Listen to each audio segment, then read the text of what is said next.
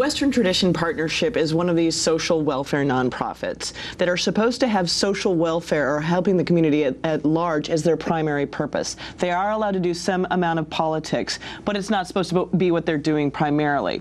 They were very involved in 2008 in the state elections in Montana, and after that, Montana investigators started an investigation and found about 2 years ago that this indeed was a political committee and that its donors should be public.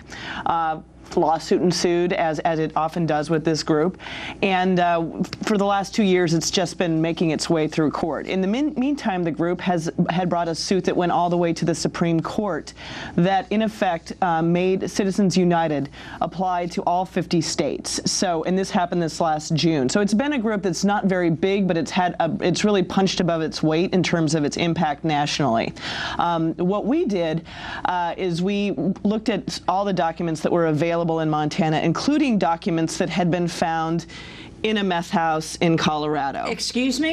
A meth house in Colorado. A meth house in Colorado. I mean, I'm from Montana, so, you know, I was like, really, I'm doing a campaign finance story that leads back to a meth house.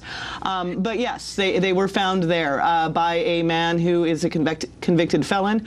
He stumbled across these boxes in this meth house, and one name kept popping up in these boxes, which was Western Tradition Partnership. How did these boxes end up in a meth house? Well, we did not know. All we could find out at the time before the story came out was that he said that a friend of his had gotten him out of a stolen car and that they somehow ended up in this meth house.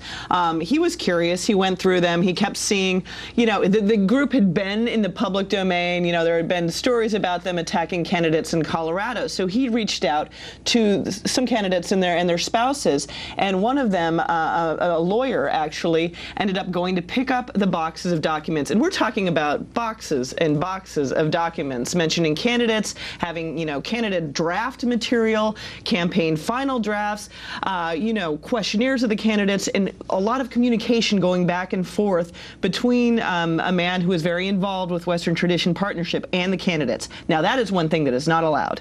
I mean, everything seems to be allowed these days in terms of outside spending and candidates, but you are not allowed to coordinate. And you write in your piece that some of the donors wrote notes on their checks you now had a chance to see that said things like, that is Stop Obama, you know, mentioning specific names of candidates they would like to support. And these were released separately. These were the documents that were released Friday by the judge.